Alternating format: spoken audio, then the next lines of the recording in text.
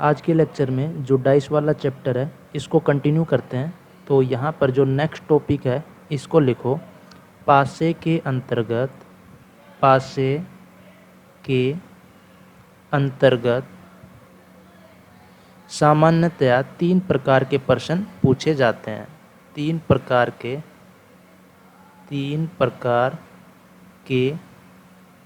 प्रश्न पूछे जाते हैं।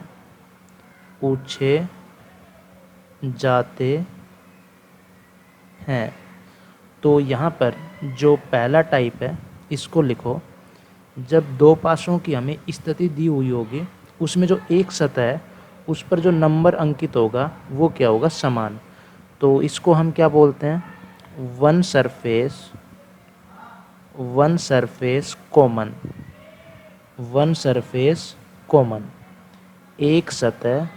एक सतह या फिर फलक, जिसको इंग्लिश में क्या बोलते हैं, सरफेस, समान। और जो बी वाला पार्ट है इसमें कितनी सरफेस कॉमन होंगी, 2। तो यहाँ पर लिखो 2 सरफेस, 2 फलक, 2 सतह समान। और सी वाले पॉइंट में क्या होगा, नो सरफेस कॉमन मीन्स कोई भी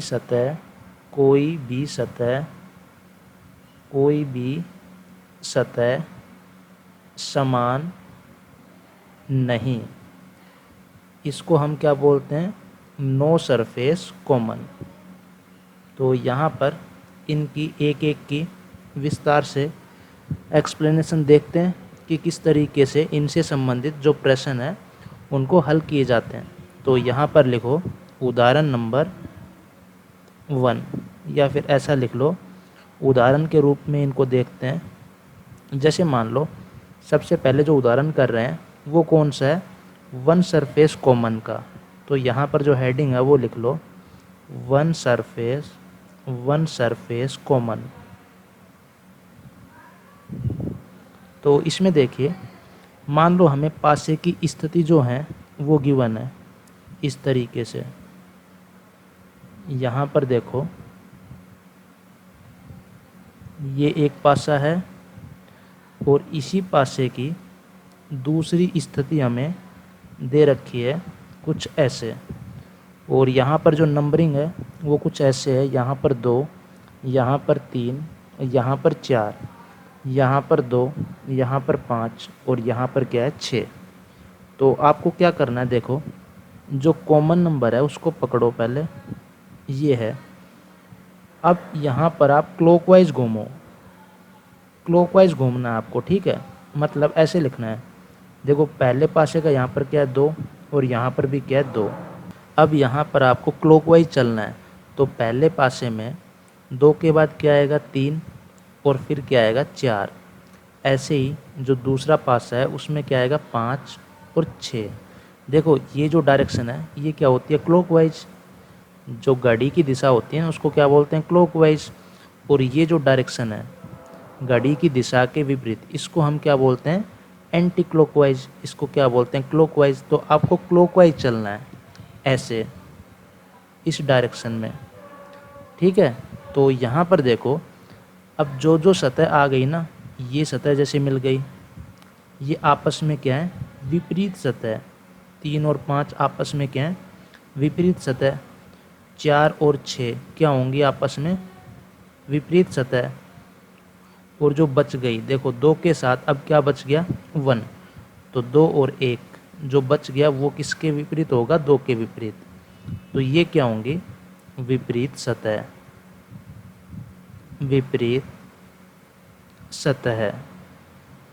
देखो एक छोटा सा उदाहरण और देख लो, बाकी इसका जो कॉन्सेप्ट है वो तो यही है। देखो यहाँ पर एक और देख लेते हैं। एक स्थिति पासे की कुछ इस तरीके से हमें दी हुई है। यहाँ पर एक ही पासे की 2 स्थितियाँ हमें दी हुई हैं। तो यहाँ पर देखो क्या लिखा हुआ है, यहाँ पर मान लो 6 है और यहाँ पर मान लो 4, यहाँ पर 3, ठीक है, और यहाँ पर 1, 6 और 2। इसका जो कलर है वो चेंज कर लेते हैं। तो यहाँ पर देखो, यहाँ पर क्या है 6, यहाँ पर 4, यहाँ पर 3, 1 6 और यहाँ पर क्या है 2। तो देखिए यहाँ पर जो कॉमन है वो क्या है बताओ 6। तो जो 6 है उसको लिख लो आप, ये पहले पासे के लिए, ये दूसरे पासे के लिए। तो पहले पासे में अगर क्लॉकवाइज चलेंगे तो 6 के बाद क्या आएगा 4, फिर क्या आएगा 3 और यहाँ पर 2 आएगा, फिर क्या आएगा 1। तो 4 और 2 आपस में विपरीत सतह हैं और 3 और 1। तो 4 और 2, 3 और 1, तो बच गया 6, तो 1 बच गया 5। तो 6 और 5 आपस में विपरीत हो जाएंगे। तो इनको हम क्या बोलते हैं, विपरीत सतह। मुझे लगता है इसका कॉन्सेप्ट आपको क्लियर हो गया होगा। तो ये वाला जो पार्ट था इसको आप ए नाम दे दो। और अब आगे डिस्कस करते हैं कि जब दो सतह समान हो जाएंगी उस केस में जो हम उत्तर लिखेंगे वो किस तरीके से हल करेंगे, ठीक है। तो यहाँ पर लिख लो बी पार्ट। इसमें क्या है, दो सतह क्या होंगी, समान। मीन्स कितनी सरफेस कॉमन होंगी, 2 सरफेस कॉमन। तो देखिए यहाँ पर इसका भी एक उदाहरण ले लेते हैं। तो यहाँ पर लिखो उदाहरण। देखो एक पासे की 2 स्थितियाँ हमें दी हुई हैं। यहाँ पर कुछ ऐसा है, मान लो एक ये स्थिति है और यहाँ पर ये इसी पासे की दूसरी स्थिति है। और यहाँ पर नंबरिंग कुछ ऐसे है कि 2 सतह कॉमन है। यहाँ पर 2 3 4, यहाँ पर 4 3 6, ठीक है। तो अब यहाँ पर आप देख सकते हो कि 2 सतह कॉमन है। कौन कौन सी, एक तो है 3 4। यहाँ पर देखो ये 3 4 और यहाँ पर भी क्या है 3 4। ये क्या आपस में कॉमन। तो देखो यहाँ पर जो बच जाती है ना सतह वो आपस में क्या होती हैं, विपरीत। तो 2 और 6 आपस में क्या है, विपरीत सतह। अब देखो 3 और 4 के लिए विपरीत सतह कौन सी होंगी, इसके बारे में हम कुछ बता नहीं सकते। जो सरफेस बच गई उनमें से कोई भी हो सकती है। तो कौन कौन सी सतह बच गई बताओ, 1 और 5। तो क्या लिखेंगे, 1 या 5। अब इंग्लिश में इसको क्या बोल लेंगे, 1 और 5। इसका मतलब क्या है, या तो 1 होगी या फिर 5, पर कोई फिक्स नहीं है। ऐसे ही 4 के लिए भी 1 या 5 होगा, 1 और 5। मीन्स जो ये समान सतह हैं इनको आप लिखो और जो सतह बच गई उनमें से कोई भी सतह इनके विपरीत हो सकती है। यही निष्कर्ष निकाल लेंगे हम, ठीक है। तो अब अगर आपसे पूछा जाए कि 1 के विपरीत सतह कौन सी है, तो देखो 1 के विपरीत इससे देखेंगे तो 3 भी हो सकती है और 4 भी हो सकती है। तो 1 के विपरीत सतह क्या होगी, 3 या 4। 2 के विपरीत सतह आपको दिख रही है क्या है, 6। 3 के विपरीत सतह 1 और 5। 4 के विपरीत सतह क्या है, 1 या 5। और 5 के विपरीत सतह क्या है बताओ, दिख रहा है ना आपको, 5 एक यहाँ पर है और यहाँ पर है। तो क्या आएगा, 3 या 4। और 6 के विपरीत आपको दिख रहा है, अगर 6 के विपरीत पूछा जाए तो आप इजीली बता सकते हो कितना है, 2। तो ये आपस में क्या है, विपरीत सतह, विपरीत सतह। तो इस प्रकार के जो क्वेश्चन है उसमें इस तरीके का निष्कर्ष निकलता है। अब यहाँ पर तीसरा लिखते हैं, नो सरफेस कॉमन। तो इसको देखते हैं किस तरीके से एनालाइज करते हैं। तो सी लिखो, no surface common. No surface common means कोई भी सतह समान नहीं, कोई भी सतह समान नहीं। ठीक है, तो यहाँ पर आपको सबसे पहले क्या करना है, देखो ये तो चेक कर लोगे कि जो भी पासे की कंडीशन दी हुई है दोनों पासों में मीन्स एक ही पासे की जो दो स्थिति हैं उनमें आपको कोई भी सतह कॉमन नहीं मिलेगी। तो उस स्थिति में आप क्या करेंगे, सबसे पहले चेक करेंगे कि जो पासा है वो साधारण पासा है या फिर मानक पासा, साधारण पासा है या फिर मानक पासा, या फिर मानक पासा, ये आपको चेक करना है। तो मान लो कि जो पासा है वो क्या है, साधारण। तो उस केस में हम क्वेश्चन किस तरीके से सोल्व करेंगे, तो यहाँ पर लिखो पहला केस है यदि पासा साधारण हो। केस नंबर 1, यदि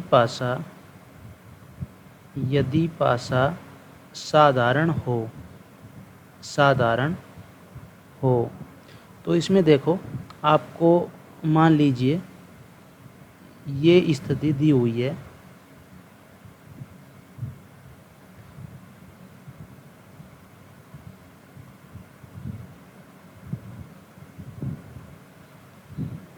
मान लीजिए यहाँ पर लिखा है 2 3 4, यहाँ पर है मान लो 6 5 1।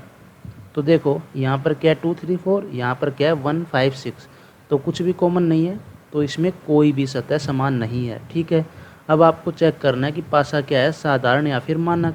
तो यहाँ पर देखो 3 और 4 का जो सम है वो कितना है, 7, और यहाँ पर 6 और 1 का सम क्या है, 7।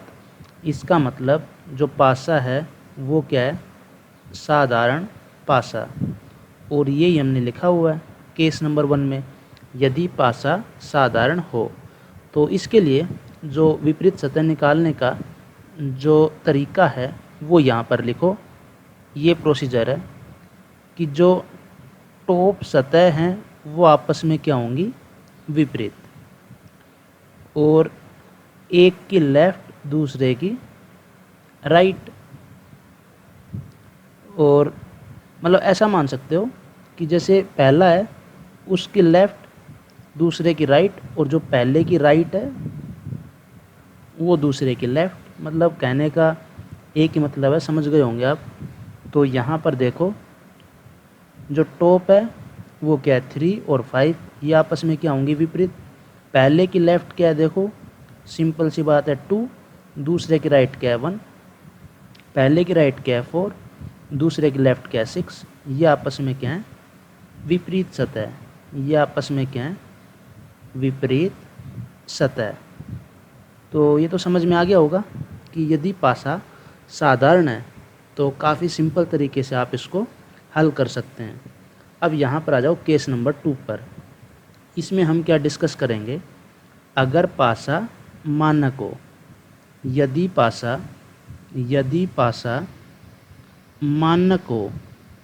मानक हो, तो इसमें क्या करेंगे, देखो यहाँ पर मान लो हमें पासे की कंडीशन दी हुई है, यहाँ पर कुछ ऐसे है, देखो यहाँ पर लिखा हुआ है 4 6 2, यहाँ पर मान लो 3 5 1। सबसे पहले आप देखो कि 2 6 4 एंड 1 3 5 में कुछ भी कॉमन नहीं है। इसका मतलब ये केस नंबर 3 है, मीन्स सी है, मीन्स नो सरफेस कॉमन। और केस नंबर 2 में इसका मतलब हमने क्या लिया, मानक पासा है, तो सिंपल सी बात है मानक ही होगा, क्योंकि इसमें एग्जाम्पल ही ये ले रहे हैं। देखो यहाँ पर किन्हीं भी सतह का योग 7 नहीं है। देखो 6 2 8, 4 2 6, 6 4 10। एग्ज़ाम में तो आपको चेक करना पड़ेगा पासा साधारण है या फिर मानक। यहाँ पर भी किन्हीं भी दो सतह का योग 7 नहीं है। इसका मतलब जो पासा है वो क्या, मानक पासा। तो केस नंबर 2 में हम मानक पासा को डिस्कस कर रहे हैं।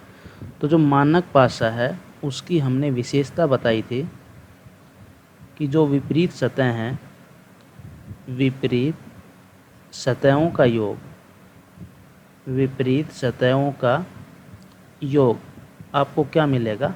7।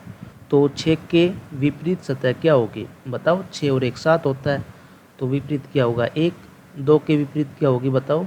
5। 2 + 5 7 होगा। 4 के विपरीत क्या होगी? 3। 4 + 3 क्या होगा? 7। तो ये आपस में क्या है? विपरीत सतह, विपरीत सतह। अब यहाँ पर एक नेक्स्ट टॉपिक डिस्कस करते हैं कि प्रसारित पासा क्या होता है। आजकल इससे संबंधित काफ़ी क्वेश्चन पूछे जाते हैं परीक्षा में। तो यहाँ पर लिखो प्रसारित पासा, प्रसारित पासा। तो इसमें देखिए क्या होता है कि जो इसको हम क्या बोलते हैं, इंग्लिश में हम इसको ओपन डाइस भी बोलते हैं, ओपन डाइस। तो आपने देखा कि जो डाइस है उसकी केवल 3 सतहें सामने से दिखाई देती हैं, उसको हम क्या बोलते हैं? Close dice. इसके बारे में अभी हमने डिस्कस किया है। ऐसा जो डाइस था ये वाला, इसको हम क्या बोलते थे? बंद पासा या फिर क्लोज डाइस। इसकी जो मैक्सिमम सतह हम देख सकते हैं सामने से वो कितनी है? 3। ओपन डाइस का मतलब क्या है? हम इसकी 6 की 6 सतह हम देख सकते हैं। जैसे मान लो जो डायग्राम है वो कुछ ऐसा है, यहाँ पर मान लो कुछ ऐसा डायग्राम है। तो ये जो पासा है ये क्या है? ये ओपन डाइस है। ये क्या है? प्रसारित पासा। यहाँ पर मान लो नंबरिंग की हुई है 1 2 3 4 5 6। तो जो इसका गोल्डन रूल है ये आप लिख लो, इससे आप सारे क्वेश्चन बना सकते हो इससे संबंधित। देखो जो विपरीत सतह हैं, जो विपरीत सतह हैं, विपरीत सतह हमेशा, विपरीत सतह हमेशा एक सतह छोड़कर आती हैं, एक सतह छोड़कर आती हैं, आती हैं। ठीक है। और इसको अगर थोड़ा सा विजुलाइज करोगे तो आपको अगर ये रूल नहीं भी पता है तो इसमें आप इसको क्लोज करने की कोशिश करोगे तो आपको पता लग जाएगा कि 1 की विपरीत सतह 3 होगी और 2 की 4 होगी और 5 की 6 होगी, अगर आप इसको पैक करने की कोशिश करेंगे तो। लेकिन अगर आपको दिमाग लगाना ही नहीं है तो आप ये जो गोल्डन रूल है इसको आप याद रखें। ठीक है। तो देखो अल्टरनेट चलो, यहाँ पर 1, इसके बाद एक सतह को आप छोड़ दो तो क्या आ गया? 3। तो 1 और 3 आपस में क्या होंगी? विपरीत। अब 2 की अगर विपरीत सतह देखनी है तो देखो यहाँ से चले, जो नंबर 2 है यहाँ से चले, 3 को छोड़ दिया, क्या आ गया? 4। तो 3 और 4 आ गया। और अगर बात करें 5 और 6 की तो 5 से चले, फिर 2 को छोड़ दिया, फिर क्या आ गया? 6। तो 5 और 6 आपस में क्या हो गई? विपरीत सतह, विपरीत सतह, विपरीत सतह। ठीक है। तो अब आप देख सकते हैं कि हमने इसको किस तरीके से सोल्व किया है। अब परीक्षा में इससे संबंधित क्वेश्चन कैसा आता है आप वो लिखिए। तो यहाँ पर लिखो प्रश्न नंबर 1।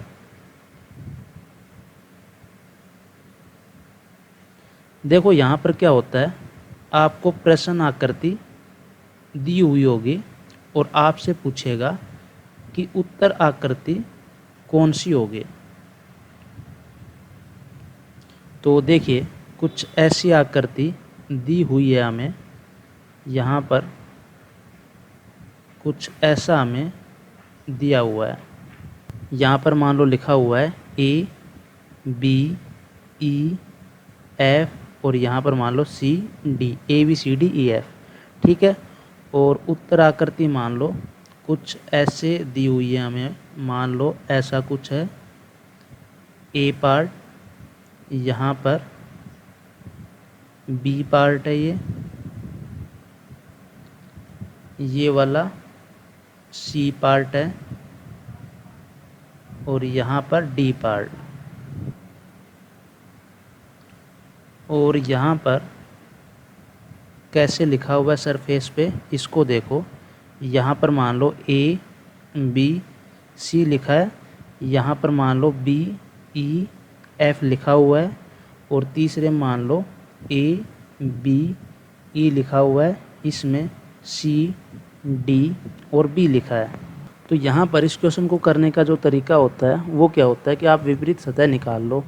तो ए और सी आपस में विपरीत सतह होंगी, यहाँ पर बी और डी होंगी, और ई एंड एफ। इतना आपको समझ में आना चाहिए, ठीक है।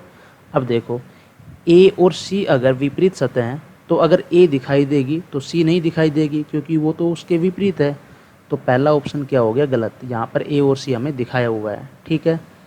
बी के ऊपर आओ, बी और डी हमें दिखाई नहीं देना चाहिए, ई और एफ भी दिखाई नहीं देना चाहिए, मतलब एक साथ। अगर ई दिख रहा है तो एफ नहीं दिखाई देगा, एफ दिख रहा है तो ई नहीं दिखाई देगा। तो बी में तो ई एंड एफ दोनों दिखाई दे रहे हैं, तो ये भी गलत।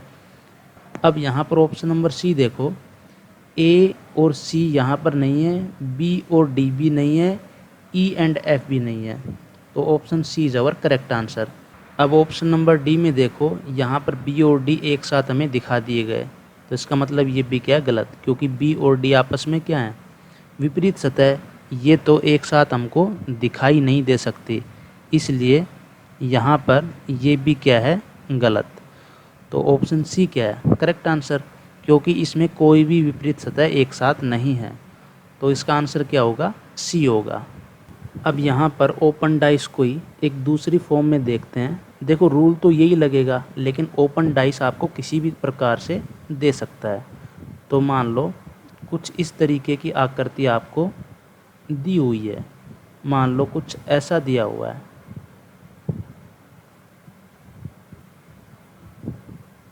तो यहाँ पर अब आप क्या करेंगे, देखो यहाँ पर मान लो लिखा हुआ है A B C D E and F.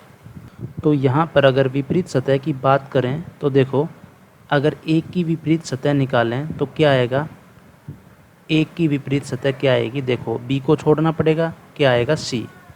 तो एक की विपरीत सतह क्या होगी, सी होगी। और देखो, अगर डी की विपरीत सतह निकालूं तो क्या आएगा, एफ। डी की विपरीत सतह क्या आएगी, एफ। तो अब क्या बच गया, बी एंड ई, तो वो आपस में क्या हो जाएंगी, विपरीत सतह, ठीक है। देखो यहाँ पर थोड़ा सा कॉन्सेप्ट क्या है उसको मैं बताने की कोशिश कर रहा हूँ। मान लो सबसे पहले आपने कंक्लूजन निकाला कि ए एंड सी आपस में क्या है, विपरीत सतह। अब अगर आप बी की विपरीत सतह निकालने की कोशिश करेंगे तो कुछ लोग क्या बताएंगे, क्या आएगा, डी, क्योंकि बी के बाद हमने सी को छोड़ दिया, फिर क्या आ गया, डी। लेकिन फिर आपको पता है ई और एफ आपस में विपरीत सतह नहीं हो सकते, और बी और सी तो आपस में विपरीत सतह हो ही नहीं सकते। तो क्या आएगा फिर, बी एंड ई। अदरवाइज आप कैसे याद रखेंगे, ए और सी आ गया, डी और एफ आ गया, तो बच गया क्या, बी एंड ई। ऐसे भी आप याद रख सकते हैं। तो अब इसके ऊपर प्रश्न करते हैं, जिस तरीके का प्रश्न परीक्षा में पूछा जाता है। तो यहाँ पर उदाहरण या फिर प्रश्न नंबर 1 लिखो। यहाँ पर प्रश्न आकृति, प्रश्न आकृति, ये आकृति आपको दी हुई होगी और आपको उत्तर आकृति ज्ञात करनी है। तो देखो यहाँ पर प्रश्न आकृति किस तरीके से दी हुई है। देखो यहाँ पर कुछ इस तरीके का प्रसारित पासा हमें दिया हुआ है। देखो यहाँ पर मान लो स्टार है, यहाँ पर मान लो डॉलर का साइन है, यहाँ पर हैज़ है, यहाँ पर मान लो परसेंट का साइन है, यहाँ पर प्लस और यहाँ पर @ और यहाँ पर उत्तर आकृति में ABCD 4 ऑप्शंस गिवन है हमें। इस प्रकार के क्वेश्चन आजकल परीक्षा में पूछे जा रहे हैं। तो देखो यहाँ पर ए, यहाँ पर उत्तर आकृति बी है, यहाँ पर सी,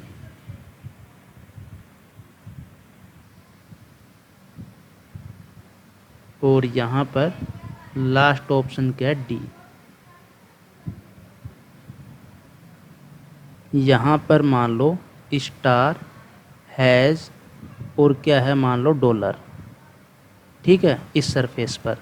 और यहाँ पर क्या है मान लो डॉलर हैज़ और क्या है परसेंट, और इस सतह पर मान लो है परसेंट एट द रेट और क्या है प्लस, और इस सरफेस पे मान लो डॉलर प्लस और क्या है परसेंट, ठीक है।